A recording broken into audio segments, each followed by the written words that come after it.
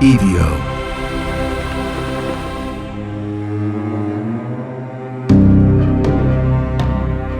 The modern world is very good at pretending death is rare. We hide it behind hospital curtains. We sanitize it with language. We press it into statistics and call it risk, so we can keep living without feeling the edges of our own mortality. And then winter arrives, clean, ancient, unimpressed. In Vancouver in 2010, the Winter Olympics are supposed to begin like a movie. The city is glass and sea and mountain. The branding is immaculate. The lighting feels intentional, as if even the weather has been properly scheduled.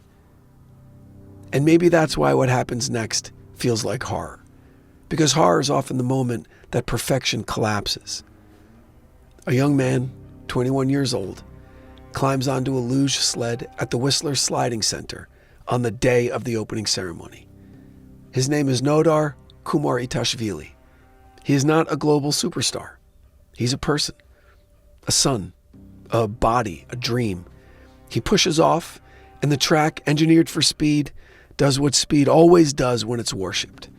It stops being sport and becomes appetite. A sled becomes a projectile. A turn becomes a trap. A moment becomes footage.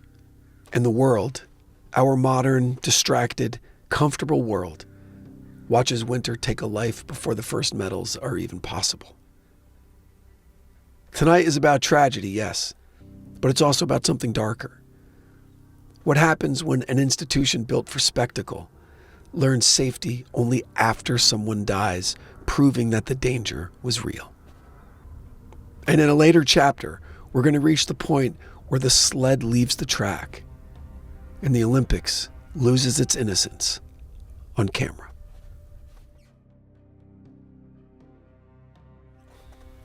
Welcome back to The Devil Within. This is part 2 of the Winter Olympics, the Games of Ice. This is chapter 1, Vancouver, opening ceremony, closed casket. There's a certain kind of modern perfection that makes people reckless. Not reckless in the way that teenagers are reckless, laughing at the edge of a cliff. Reckless in the way adults are reckless. Polished, institutional, convinced that because everything looks expensive, everything must also be safe. Vancouver in 2010 is that kind of perfection.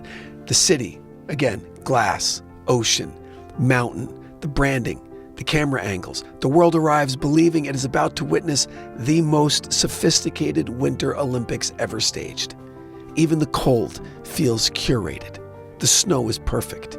And in the middle of this perfection sits the Whistler Sliding Center, carved into the forest like a futuristic wound. And the luge track is a marvel, they say. Fast, beautiful, technically ambitious, an engineering trophy. The kind of thing we build when we're feeling confident about our relationship with nature.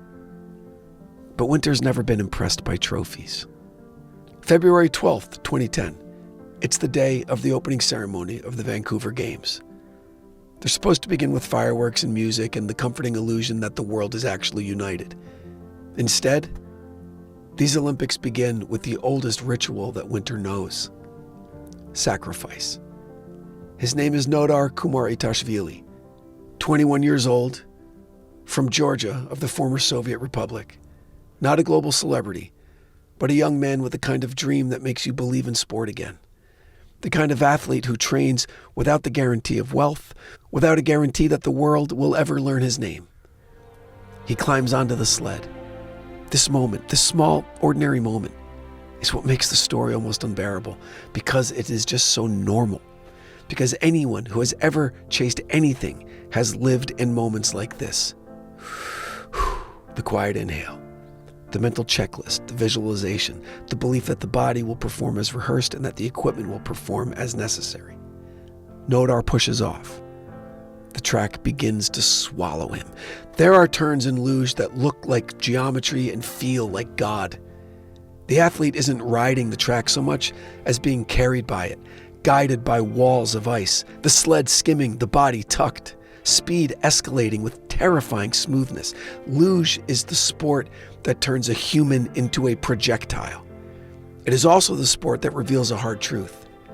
The margin between control and death is measured in inches. Near the end of the run, in the final turn, Nodar loses control. And once control is lost, luge becomes a nightmare with no exit. He's thrown from the sled, he leaves the track, and he strikes an unprotected steel support pole. The reports will later cite the speed, around 144 kilometers per hour, a number so cold it feels cruel. In that moment, Winter doesn't really take a life. Winter makes a statement to the entire modern world. You built this too fast. The medics respond, the chaos begins. There are attempts to resuscitate, the frantic ballet of professionals refusing to accept what Winter has already decided. And then the decision becomes official. He dies from his injuries. The Olympic dream for that one young man ends in the most public way possible. And that is why Vancouver is different from Innsbruck, different from Albertville. Because in Vancouver, the tragedy isn't merely reported. It's watched, it's broadcast, it's consumed. I watched it live. In the modern era, the world doesn't mourn in silence. The world mourns in replays. You can see it on YouTube. A death becomes footage. A death becomes a clip. A death becomes something the human mind can't forget because the internet won't allow it to fade. So the haunting begins immediately. You don't have to wait years for the storytellers to come and romanticize the tragedy, but it's in the exact moment that the world realizes it has just witnessed the Olympics turn into a death scene. And here's the cruelest part. It all happens before the opening ceremony, as if Winter is reminding us one more time that ceremonies don't protect us. Ceremonies are what we use to pretend that we're protected.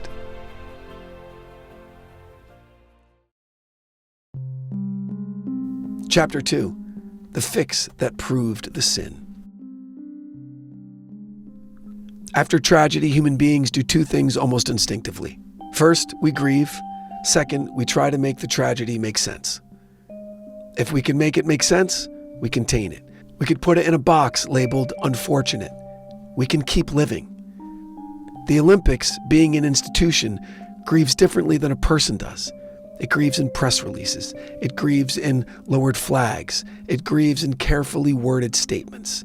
And then, almost immediately, because, the machine can't pause for too long, it begins to do the other thing. It begins to fix. The track is altered. Start positions are changed. Measures are taken to reduce speed. And on the surface, this, appears responsible. It appears humane. It appears like an institution learning from its mistakes. But in the shadow of the fix lies the real horror. Because the fix, let's face it, it's also an admission. And the admission is this: if it could have been made safer after he died, it could have been made safer before.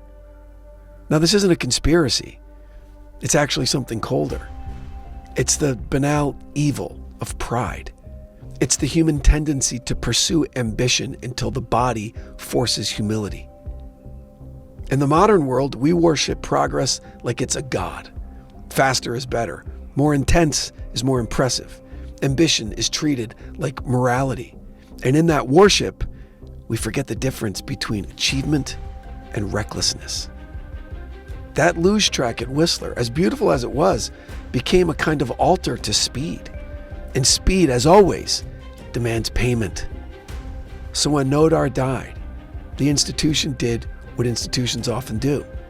It behaved as if the tragedy was an anomaly, an outlier. Terrible accident that could not have been predicted. But the reality is that athletes and teams had raised concerns about the track's speed. And now, after a death, safety measures magically begin to appear. Which means Winter did not just take a life. Winter forced the Olympics to admit it had been flirting with danger in the name of spectacle. And this is where the devil within becomes sharp. Because the villain in this part of the story, it's not Winter. Winter at least is honest. Winter is physics. Winter's the ancient agreement between cold and flesh. The villain here is certainty. The belief that because we are capable of building something, that we're also capable of controlling it. The belief that engineering can cancel mortality. The belief that the human plan is stronger than that mountain. And the fix, the track alterations, becomes a kind of moral confession, a sign that the institution knows deep down what it's done. And yet, like all institutions, it's got to keep moving. The games continue, athletes compete, medals are awarded, the world applauds. And this is the eerie part, the part that feels like horror even to people who don't believe in ghosts. Celebration and death can exist in the same place without the celebration pausing long enough to truly acknowledge the dead. And that's exactly how a haunting is made. Not by a spirit walking the corridor, but by the thin layer of denial that covers the grief. Every athlete who later rides that track does so in the shadow of the young man who died proving that it was too fast. Every official who stands near that venue stands in the echo of this question: why wasn't this fixed sooner? Every broadcast that shows Whistler's beauty is, knowingly or not, showing a place with blood in its very foundation. And if you're looking for horror, that's it. A place made safer by death. A place where tragedy became a design note. A place where winter's lesson was written into the infrastructure like a scar. And again, T.S. Eliot would recognize this. He would recognize the modern mood of it. The way we're always rushing, always building, always chasing a future, while the past accumulates behind us like snowdrifts against a door. Eliot wrote about hollow men, about the spiritual emptiness of modern life. And in Vancouver, the emptiness isn't spiritual. It's logistical. A machine needed a death before it could accept that it was flawed. And that's the kind of truth that doesn't leave a place. It lingers, it chills, it waits.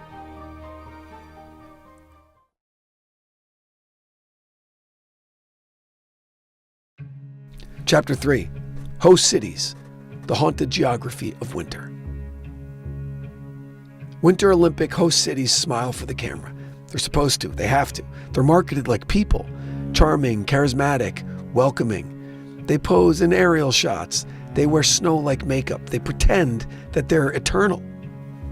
But every host city is also a real place. A place where people have died untelevised.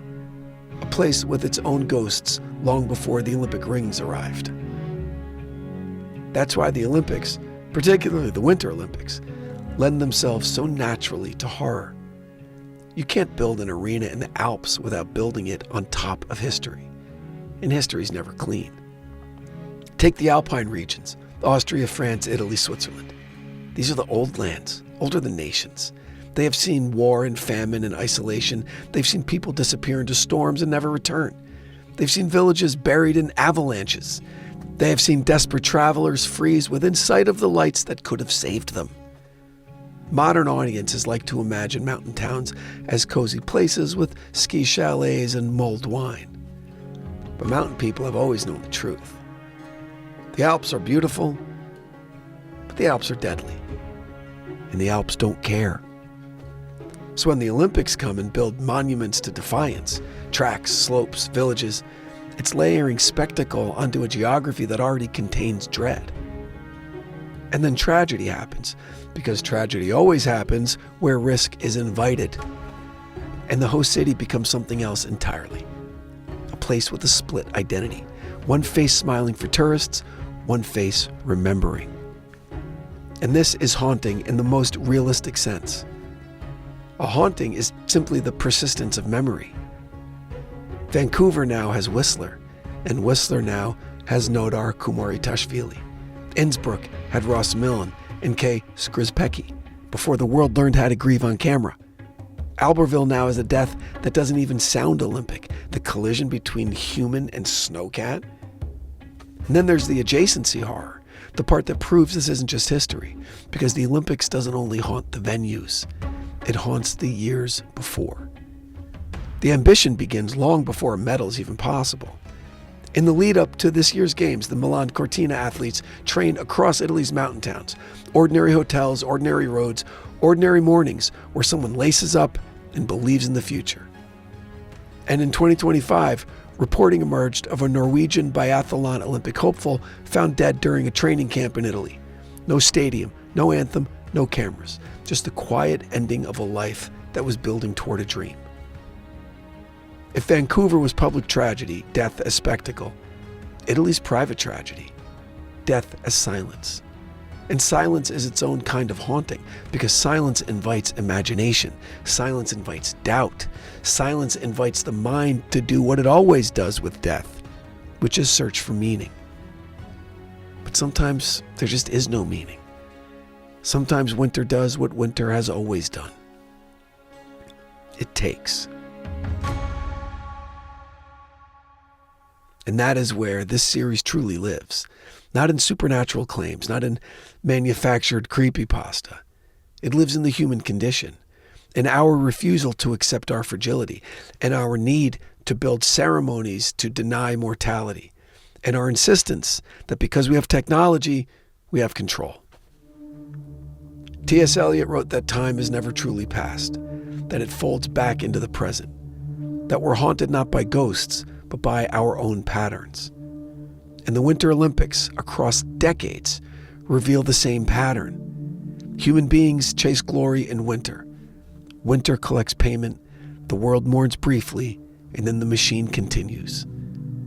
The devil within isn't winter. The devil within is the part of us that believes the machine should never stop, because stopping would mean acknowledging what we are. And what we are is simple: warm creatures in a cold world. In the end, that is the most terrifying truth of all. Not that there are monsters in the snow, but that there doesn't need to be. Eliot understood that modern life is often a performance staged over an abyss. The Olympics are a performance, a beautiful one, a necessary one perhaps, but still, it's performance. Because beneath the ceremonies and the flags is the truth that we keep trying to outpace. We're not built for this. We're not built for speed, not for that cold, not for the illusion that control can be purchased and then guaranteed. Vancouver didn't just kill a young man. It created a haunted place, a track that will always carry his name the way old forests carry old storms. And the changes that followed, slowing the track, modifying the start, were responsible, yes, but they also carried the terrible moral echo of a fix that arrived too late. If it could be safer after, it should have been safer before. Then the lens widens, beyond the venues, beyond the televised moments, into host cities themselves, old places with old histories, where winter has always taken people quietly. And in Italy, in the years leading toward another Games, we're reminded that the Olympic dream doesn't only break publicly. Sometimes it ends in silence, behind a closed door, before anyone is watching. That is the devil within truth of this series. Winter doesn't need monsters. Why? Because human ambition is enough. Because we will always chase glory into environments that simply don't care. And winter will always be waiting, patient, indifferent, and eternal. Ready to remind us what we are, those warm creatures in that cold world. And when the lights go out and the crowds go home, the mountains remain. So stay alert, stay calm, and if winter feels too quiet, you trust that feeling.